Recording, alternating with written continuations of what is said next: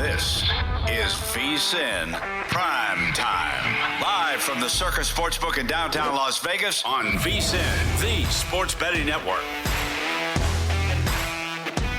That's right, we're coming to you live from the Circus Sportsbook here in downtown Las Vegas. I'm Scott Seidenberg. It is VSiN PrimeTime as we get you ready for all the playoff action in the NBA tonight. Just one game in the NBA playoffs, 2 games on the ice, including here in Vegas. Our Golden Knights are taking on the Edmonton Oilers, Game 2 of their Western Conference Final second round series. Plus, we have a couple of night games tonight in Major League Baseball. We did have several day games which have concluded already, including a doubleheader Game 1 that went to the Detroit Tigers over the Colorado Rockies 10-2, and that is the only game in progress right now. Game 2 of that doubleheader. Tigers currently with a 6-1 lead over the Rockies, but in typical Colorado fashion, Rockies have the bases loaded in the bottom of the 3rd inning, so we're trending towards another over there in Colorado. Still to come a little bit later on, the Phillies and Rays just minutes away from beginning down there in Tampa with Jesus Luzardo on the mound for Philadelphia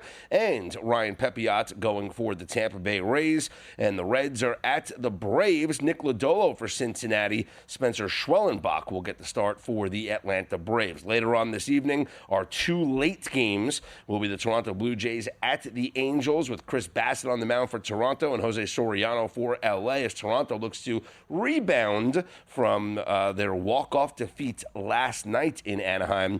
And Yoshinobu Yamamoto and his 0.90 ERA on the bump tonight for the Dodgers in Arizona, taking on the Diamondbacks and Brandon Pfaadt. We'll get to all those games coming up a little bit later on in the program. We will be joined from MLB Network Radio, former catcher Chris Jimenez will join us on the program. Also to talk Stanley Cup Playoff hockey, Ian Cameron, professional handicapper in his weekly spot here on VSiN Primetime, will join us coming up a little bit later on. We'll get his thoughts on the Vegas Golden Knights taking on the Edmonton Oilers, as that game will be about 6:30 Pacific time, puck drop right around there. But the first game that is going to get underway is Game 2 between the Capitals and the Hurricanes from D.C., where the Carolina Hurricanes are taking a lot of money as they have gone all the way up to a minus 160 or so favorite. Minus 162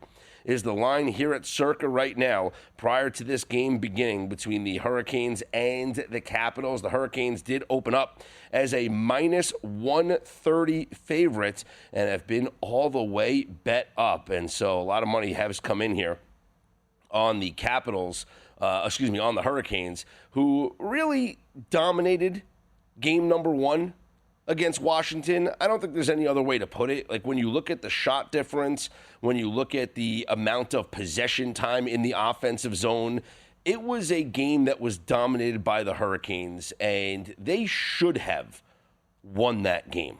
Like, if we just look so far in this postseason, and we want to go through the analytics, right? We want to look at, well, where has this series gone? How has this series kind of played out in game number 1? What were we looking at between these two teams? Well, in game number 1, as I mentioned, the Hurricanes completely outshot the Washington Capitals.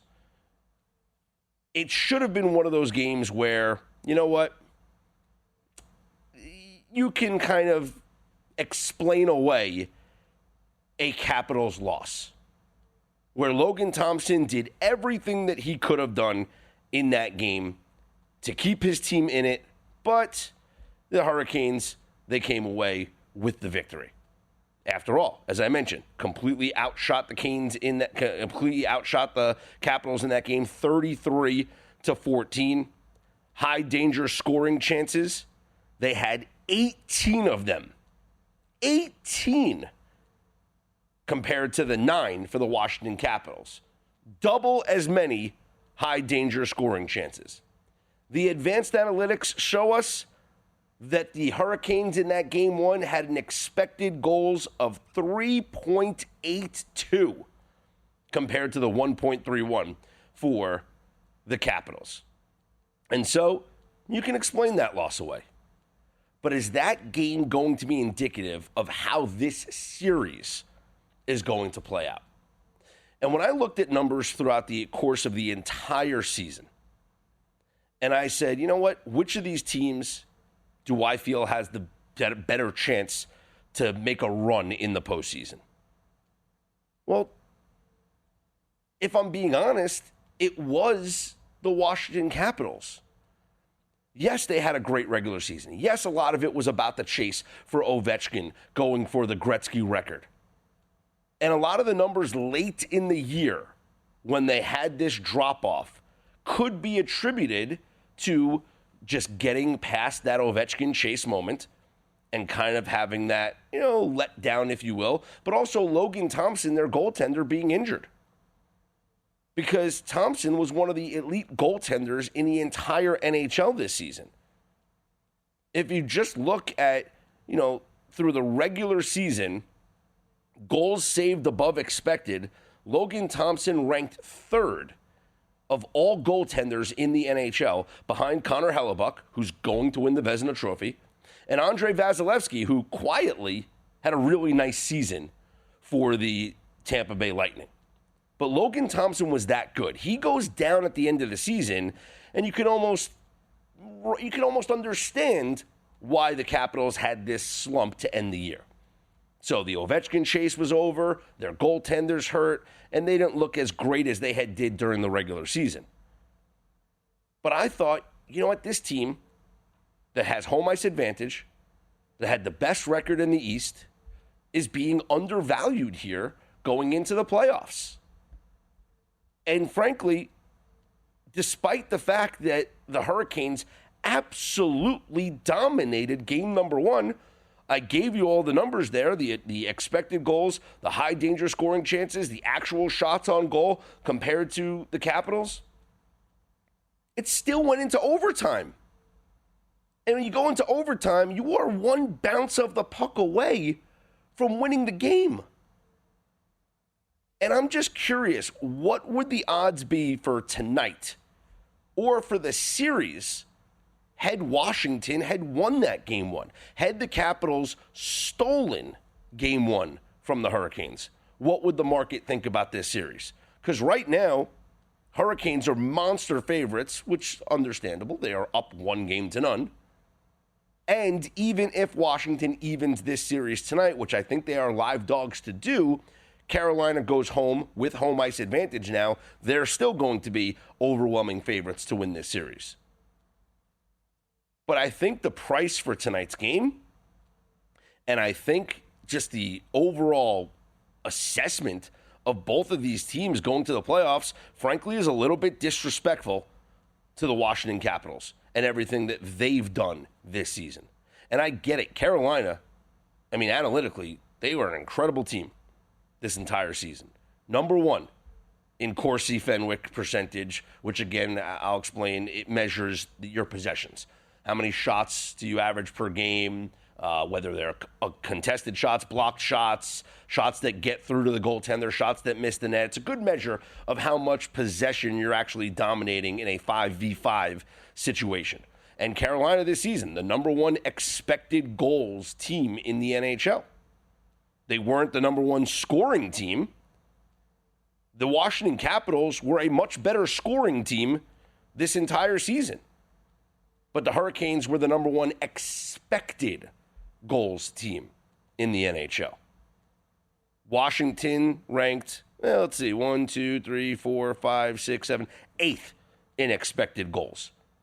But Washington scored the second most goals in the entire league this year, in the regular season. And I'm talking 5 versus 5 situations, which is where the majority of the game is played, in 5v5.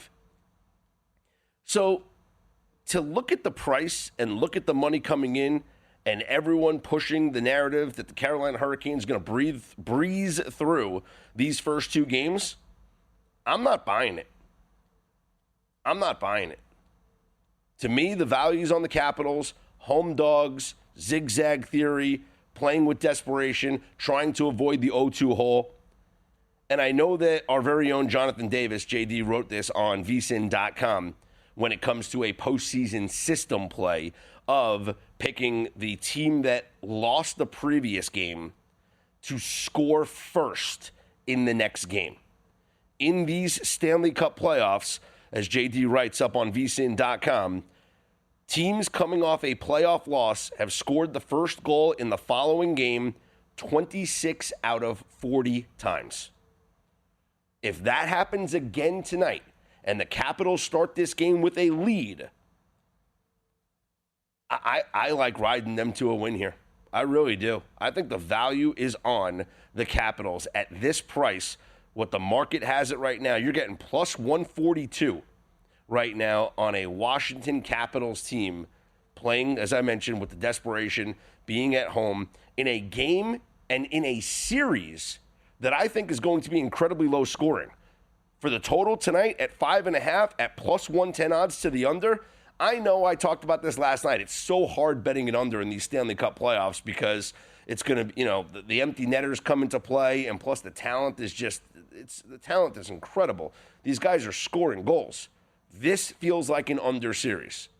With Anderson in net for Carolina, with Logan Thompson as good as he is, it feels like an under game. It feels like an under series. The under would be the way that I look tonight, and taking that big plus money price on the home dog in the Washington Capitals is going to be my play for this game. Puck is dropping momentarily there in D.C., and we are just getting started right here on VSiN Primetime. I'm Scott Seidenberg on the Sports Betting Network.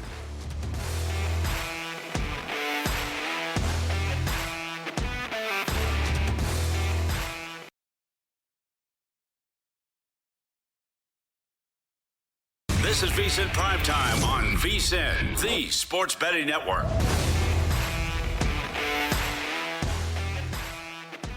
Back here on VSiN Primetime, I'm Scott Seidenberg, right here on the Sports Betting Network, as once again we are getting ready for the puck to drop in D.C., and we are underway. The Capitals and the Hurricanes. Talked about the plays that I liked in this game earlier. Capitals to score first. That is a system play of what we've been seeing in this entire Stanley Cup playoffs, with the team that lost the prior game coming out and scoring first in the next game. And then, of course, we like the under in this game, and we are on the Washington Capitals at the plus money price of plus 142 it was when this thing closed. And looking at the market, I mean, we saw this line get completely bought up. Carolina opened at a minus 130 favorite, closed here at circa minus 162. Meanwhile, game 2 of the night will be here in Vegas between the Oilers and the Golden Knights. And right now here at circa, we have VGK, a minus 130 favorite, as they look to even the series down 1-0. I'm Scott Seidenberg. You can hit me up on Twitter at ScottsOnAir, ScottsOnair. We'll have a full preview of that game coming up a little bit later on here in the program. We are about an hour or so away from the beginning of the game number 2. Western Conference second round action between the Warriors and the Timberwolves. And what more can I say about this NBA playoffs that hasn't already been said? Historic stuff we are seeing here in the NBA playoffs. Whether it's the Celtics blowing back-to-back 20-point leads or the Oklahoma City Thunder taking it personally and blowing out the Nuggets 149-106. And now Steph Curry going to be out for the Golden State Warriors, and the Minnesota Timberwolves have been pushed up to a 10 to 10.5 point favorite over the Warriors here in game number 2. Actually, I'm even seeing DraftKings move to an 11, but right now circa at 10.5. I'm all over the Timberwolves tonight, and I feel like I want to attack this from a first half angle more so than I want to attack it from a full game angle, because what have we seen so far in these NBA playoffs? And what did we see yesterday? I mean, the Celtics dominated the first half, and the Thunder certainly dominated the first half. I mean, the Thunder dominated the whole game. What part of the game didn't they dominate? But even the Cavaliers, when they lost in their game number 2, it was a first half victory for them before they blew a 7-point lead in the final 90 seconds of the game. These teams in the zigzag roll come out with a focused effort in the first half. A couple of ways I would look to attack this. I know that we're being taxed in the first half. It's a slight tax, however. It's not as much as you would think. We know that when the team is a 10.5-point favorite, or as I'm looking at DraftKings right now, up to an 11-point favorite, first half should be 5.5 or so, -6, 6.5 I could see. Probably with an 11-point line, I would say 6.5 is the right line. The fact that it's -7, it's taxed a little bit. Even at 6.5 on a -10.5 spread is taxed about 0.5 point. Probably should be more like 6, closer to 6 traditionally. But I've been okay with this tax because I can explain it. When I see movement in the market that I can't explain, that I can't get behind, that's when I start to get confused, and that's when I don't want to buy into a bad line, is when I see a number and I'm like, I don't know why that number's out there. It doesn't make sense. And maybe that's a number you want to bet against. Maybe that's a number you want to attack, whatever. But if I see a line and I say, you know what? I understand it. I understand why it's -6.5 in the first half or -7 in the first half, because as we've seen, the zigzag is absolutely prevalent here in these NBA playoffs. And it traditionally has been in these NBA playoffs. If all you did was bet on the teams in this NBA playoffs, I mean, we've talked about this countless times. If all you did was just bet against the team that lost the previous game, you are in the following game against the spread 25-13-1. If all you did was bet against the team that lost in the first game, I mean, not the first game, but just any team, any game. If all you did was bet the team that lost to cover the spread in the next game, 25-13-1. But let's dive a little bit further into those numbers, because this is where I think we find the advantage. Those teams are actually, in the first quarter, winning their games by a little over 2 points, by 2 points per first quarter. In the second quarter, pretty even. Third quarter, same thing as the first quarter, and they're actually losing the fourth quarter in these NBA playoffs, which is crazy, right? Because when you consider it, like, how does that make sense? It's because of some of the losses have actually been big losses, so that's why the averages get a little skewed here.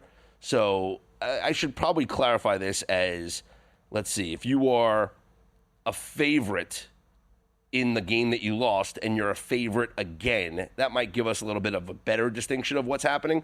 Those teams are 7-3 straight up, 6-3-1 against the spread here in these playoffs. And in the first halves, those favorites are outscoring their opponents 61 points on average around in the first half, and their opponents 40 points in the first half. Again, I'm going to let that just sink in here. It's probably, 29, 39, 40, about 50. Okay. You're outscoring by 10. 10 points per half, per first half. The favorites in the bounce back spot are outscoring their opponents. Now, this also goes into kind of what we talked about before when it was, and I've done this on previous shows, when we bet on the Thunder in the first half and when we bet on the Celtics in the first half, is because those were the games where the teams were listed as heavy favorites.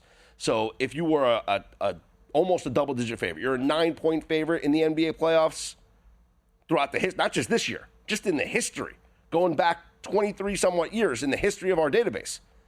If you are a 9-point favorite in the NBA playoffs and you lose that game, and then in the next game you are once again a 9-point favorite, prior to the Celtics losing last night, you were undefeated.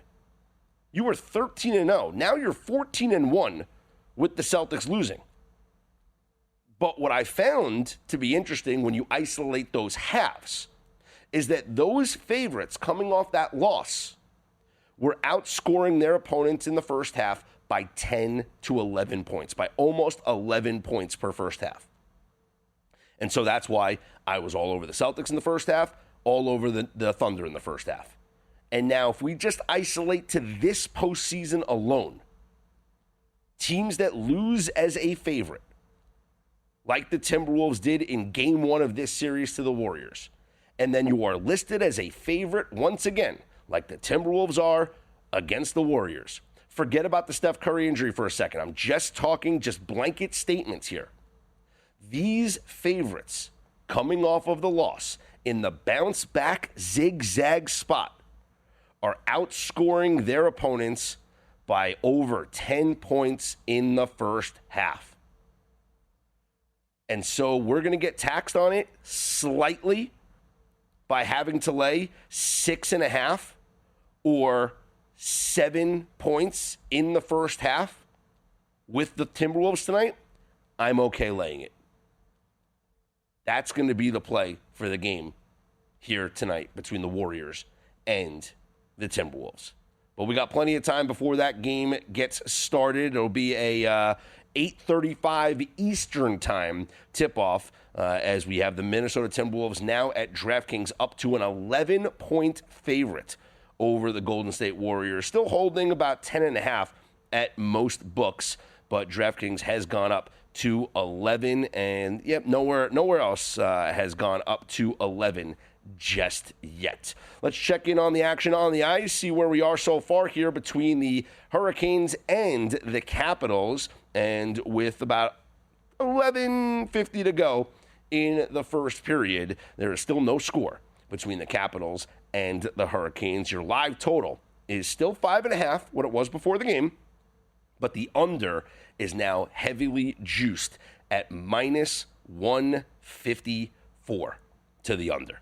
So if you got in before the game, great. If you want to get in now, you got to lay a little bit of juice. Hey, this summer, go all in at Circa Las Vegas with the ultimate getaway package. Just $400 all in. You're going to get a 2-night stay at Circa, a $100 dining credit, a $100 beverage credit, and your very own daybed at Stadium Swim, where the party never stops. All for just $400. Resort fees and taxes included. This limited time offer is valid for stays between May 26th and September 4th. Don't miss out. Lock in your all-in summer package now at circalasvegas.com. This is VSiN PrimeTime.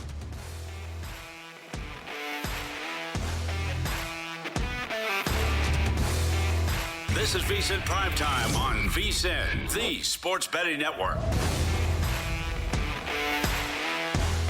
Back here on VSiN Primetime. I'm Scott Seidenberg here on the Sports Betting Network. As we take a look at the action going on in Major League Baseball right now, we have the top of the 6th inning between the Tigers and the Rockies. Detroit with a 6-1 lead as they look to wrap up a sweep here. They won last night in a little back and forth fashion there, but they got themselves the extra inning victory, 8-6, a 10-2 win earlier today in Game 1 of a doubleheader, and in Game 2 of the doubleheader right now, a 6-1 lead, top of the 6th inning there in Coors Field. Meanwhile, down in Tampa, the Phillies and the Rays are knotted at 1 going to the bottom of the 2nd inning there in Tampa. Bottom of the 1st inning in Atlanta, in that Phillies-Rays game, Jesus Luzardo, by the way, on the mound for the Phillies, and on the mound for the Rays is Ryan Pepiot. And in the Braves game, Braves, bottom of the 1st inning, have scored a run, so the Yurfie does come through.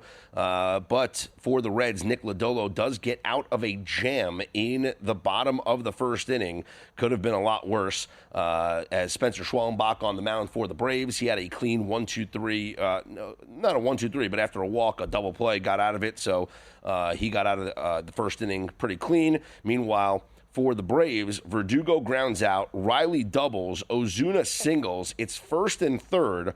Olsen hits a sacrifice fly, which scores the run, and then Albies flies out to center to end the inning. But still, the Braves take a 1-0 lead. Could have been a lot worse for Nick Lodolo, as he has struggled a lot this season. Me personally, I'm on the Braves. Coming up a little bit later on, I'm on the Blue Jays, and I'm on the Dodgers as well tonight, but we'll get to those games coming up a little bit later on prior to first pitch there. But we're going to monitor everything going on here between these games that are in progress here in Major League Baseball. And let's take a look at where we are right now on the ice, as we are still scoreless between the Capitals and the Hurricanes, and that's fine.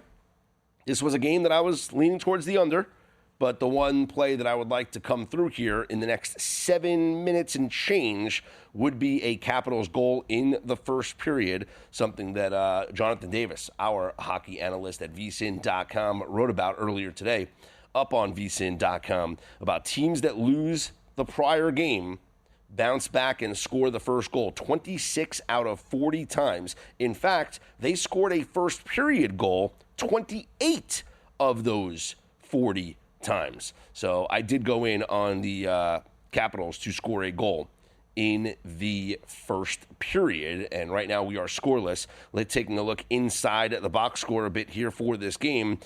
Shots on goal, 5 for the Hurricanes, just 2 for the Washington Capitals, and the Hurricanes did have a power play earlier, which the Capitals did kill off. So that's where we are, almost about 7 minutes or so left to go in the first period.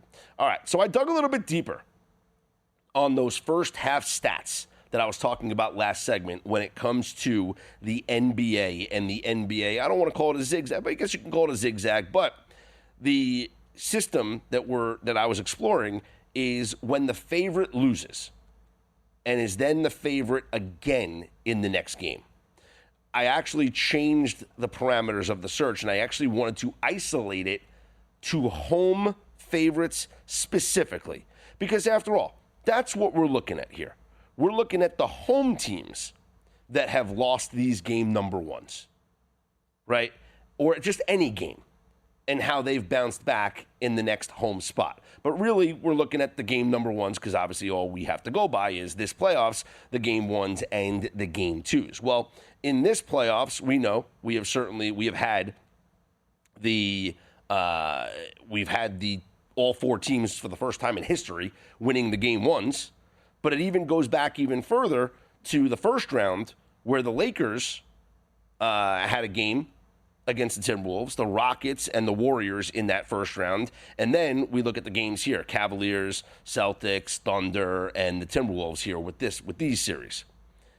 In these playoffs, and thanks to the Thunder blowout, the numbers might be a little bit skewed here, but not as much as you would think. So in these playoffs alone, when you lose the game as the home favorite, and then you are the home favorite once again in the next game, you are outscoring your opponent in the first half 63.2 to 47.2. This is why we are comfortable laying the points in the first half with the Wolves tonight, like we were comfortable laying it with the Thunder, and we were comfortable laying it with the Celtics, and we were comfortable laying it with the Cavaliers. In this second round of the playoffs, that first half system is so far 3-0. We're not talking about the full game here, because the Cavs, we know, they went on to lose that game. And the Celtics, we know, they went on to lose that game. But the Celtics were up by 9 points at the half against the Knicks yesterday. The Thunder were up a bajillion points against the Nuggets yesterday. And the Cavaliers were up by 10 against the Pacers in their game number 2 on Tuesday night. So far here in the second round this year, we're 3-0, taking these first halves, and those teams, the bounce-back home favorites, have outscored their opponents in the first halves, 63.2 to 47.2. But let's go back the last couple of seasons.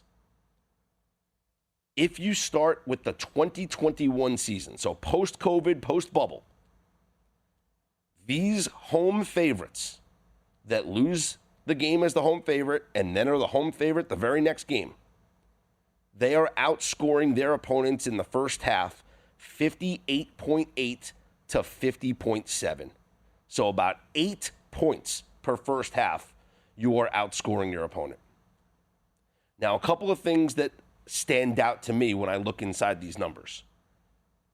This season, the teams that we are fading here, so the road teams that pulled the upset in those game ones, are only scoring, and again, it's only been 5 games in these playoffs.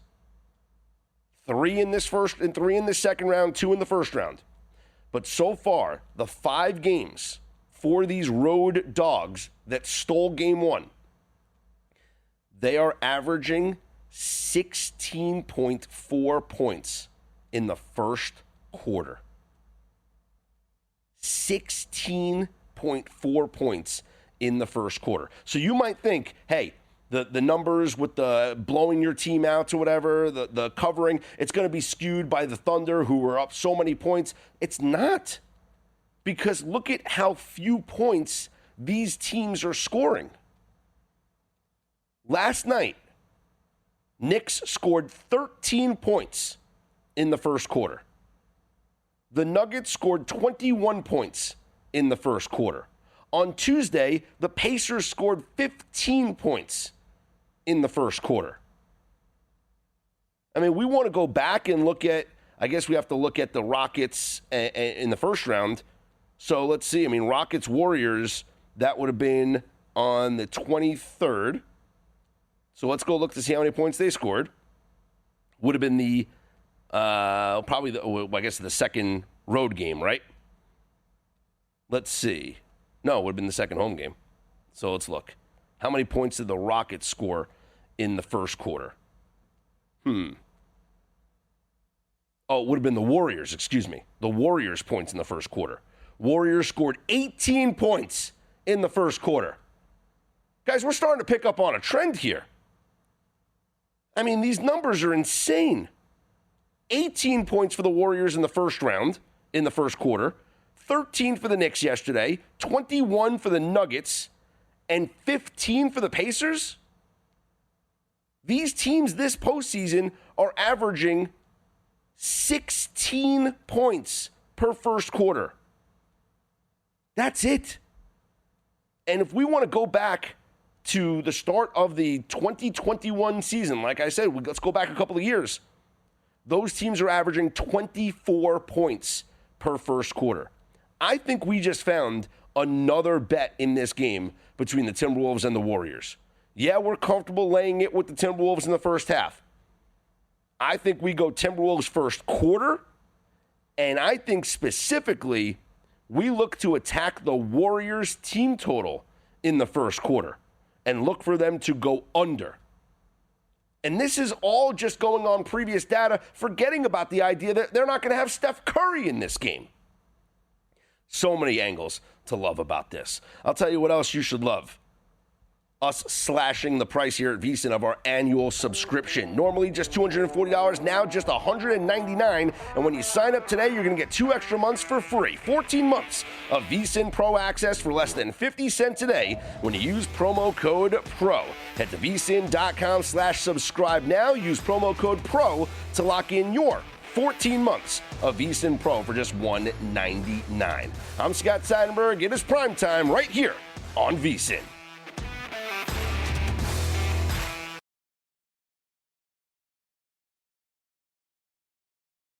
This is VSiN PrimeTime on VSiN, the sports betting network.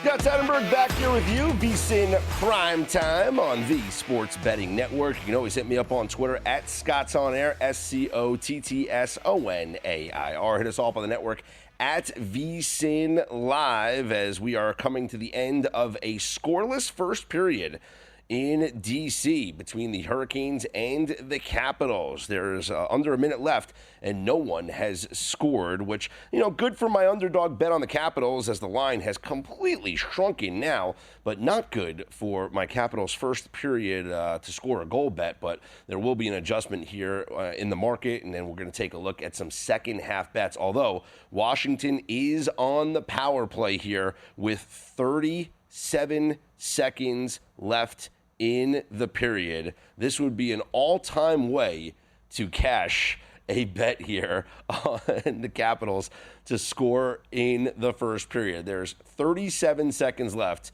and they are on the power play. Now, regardless of what happens here, I'm going to do something that, if you've been watching this show, I've been on in all of these games pretty much. We're going to go with an over in the second period.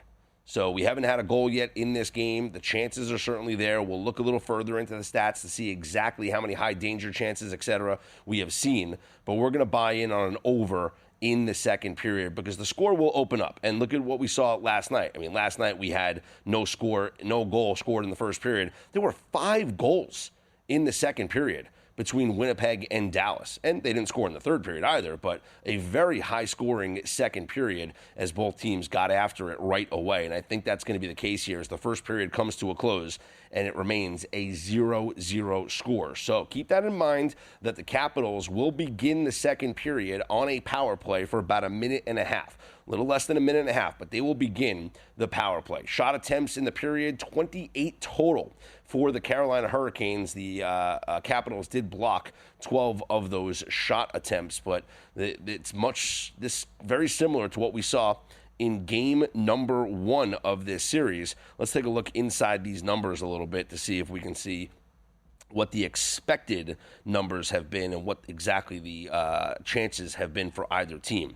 All right, so after one period, just looking at all situations on the ice, that's power play, penalty kill, and, of course, even strength, the Hurricanes have had 5 high-danger scoring chances to just 1 for the Washington Capitals. As far as Corsi percentage, I mean, no surprise. We looked at all the shots on goal, and it's been a lot more in favor of the Carolina Hurricanes. They have dominated the possession, 68.42%, and Fenwick, same thing, 59.09. So a lot of shot attempts. The Corsi is going to be more because that factors in blocked shots, whereas the Fenwick percentage, which is lower, takes away blocked shots. So the difference between the Corsi stats and the Fenwick stats is the Fenwick accounts only shots that get through to the net.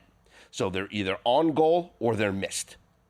To me, it's a better determination of a team's dominance because sometimes, like, a team could have a high, Corsi percentage, and they're just throwing pucks on net and they're getting deflected off of defenders.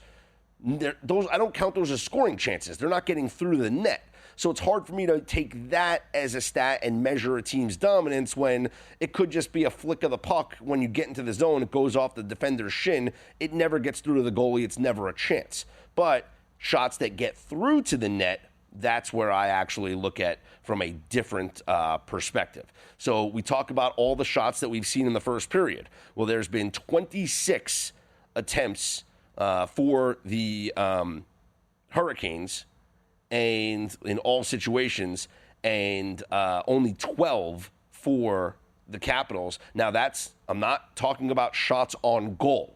I'm just talking about the shots attempted. Obviously, blocked shots are going to decrease from that number, and that's why if you look at the box score right now and you just want to see plain shots on goal, 7 for the Capitals.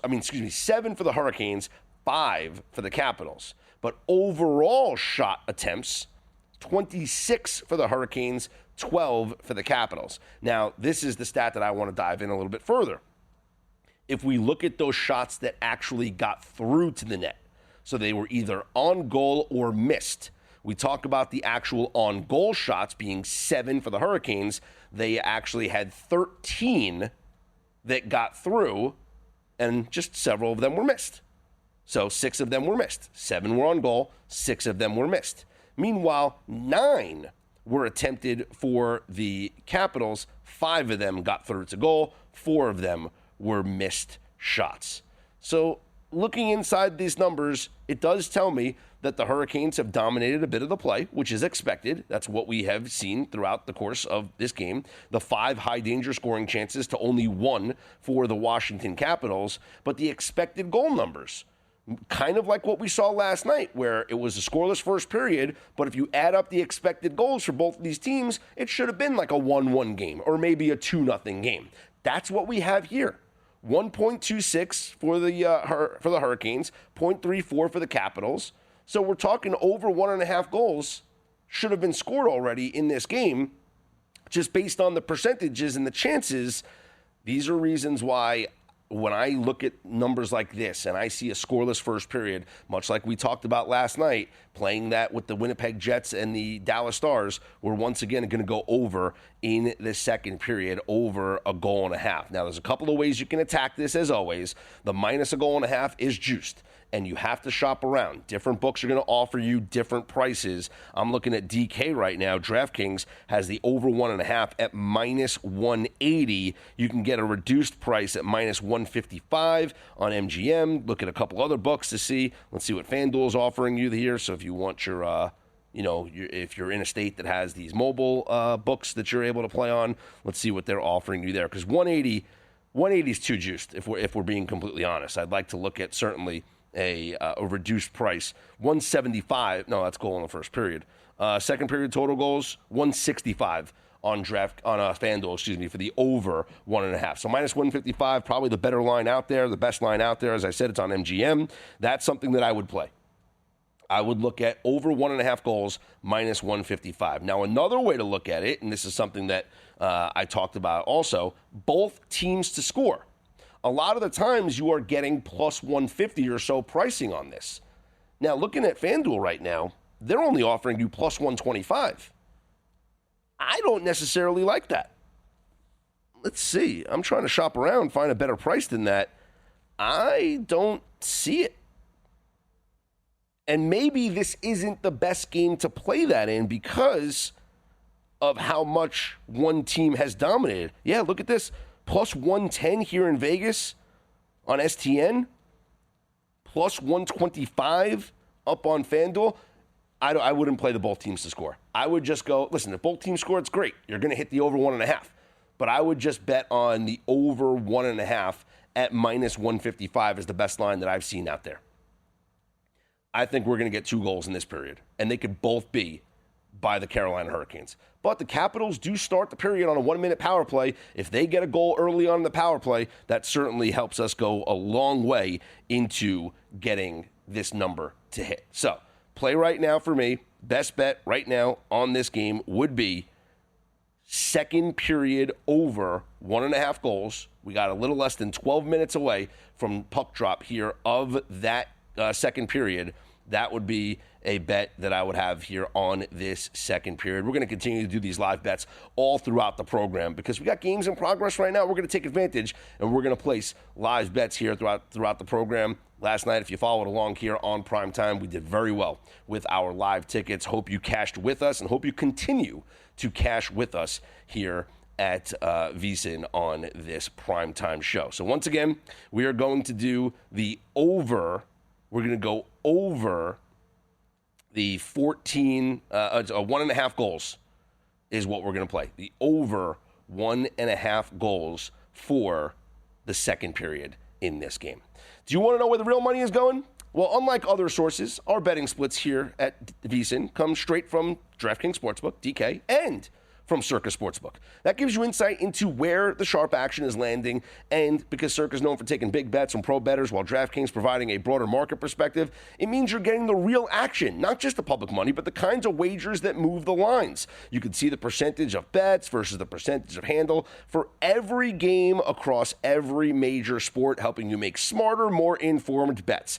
Get VSiN's exclusive betting splits for as little as $9.99 for your first month at vsin.com/subscribe. So once again, we're less than 10 minutes away from the puck drop of the second period. We are going over 1.5 goals second period between the Capitals and the Hurricanes. Coming up next, we'll get back into the NBA stuff. Also, Major League Baseball games in progress and others to come a little bit later on this evening. I'm Scott Seidenberg, always on Twitter at ScottsOnAir. This is Primetime right here on VSiN, the Sports Betting Network.